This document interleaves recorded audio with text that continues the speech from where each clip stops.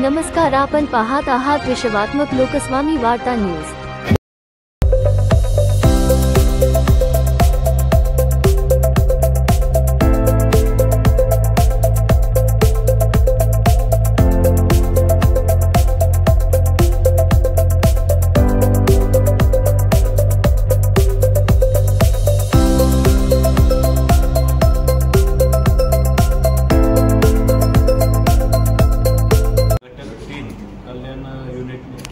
विष्णुनगर गुन्हा नंबर 16/25 मध्ये समांतर तपास केला। सदरच्या घरफोडीच्या गुन्ह्यामध्ये संशयित आरोपी मी तपास करत असताना लक्ष्मण शिवशरण आणि त्याचा साथीदार सुरेश पोटियान यांना ताब्यात घेतलं। त्यांच्याकडे अधिक तपास केला, चौकशी केली।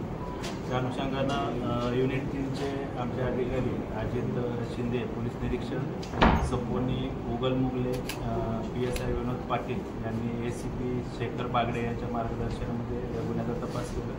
त्याच्यामध्ये 2 आरोपींना अटक करण्यात आलेली आहे। त्या आरोपीकडून अद्यापर्यंत 667 ग्रॅम सोन्याचे दागिने, रोख रक्कम असा एकूण 54,20,000चा मुद्देमाल जप्त करण्यात आलेला आहे। त्या आरोपींकडून आतापर्यंत एकूण 50 गुन्हे, घरफोडीचे गुन्हे उघडकीस आलेले आहेत। त्या अनुषंगानं युनिट 3चे अधिकारी आणि त्यांची टीम या सदरच्या गुन्ह्यामध्ये अजून कोण आरोपींचा समावेश आहे, यांचे साथीदार कोण आहे, त्याचबरोबर या आरोपींनी चोरी केलेले जो सोनं आहे, मुद्देमाल आहे, तो कोणत्या ठिकाणी विकला किंवा त्याची विल्हेवाट कशी लावली या अनुषंगानं अधिक तपास करत आहे।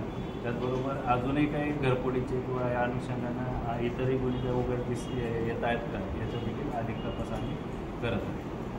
50 घरफोड्या किती कालावधीमध्ये केलेल्या आहेत आणि कशा प्रकारे हे चोरी करायचे, म्हणजे नेमकी यांची मोडच काय होती?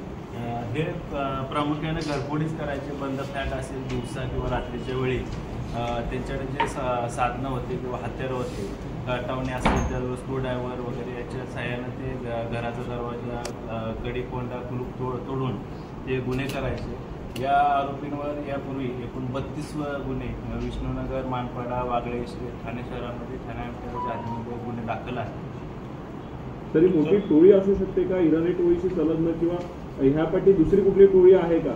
जसं पूर्वी बोलायचे चड्डी गँग, अशा प्रकारचे काय आहे का?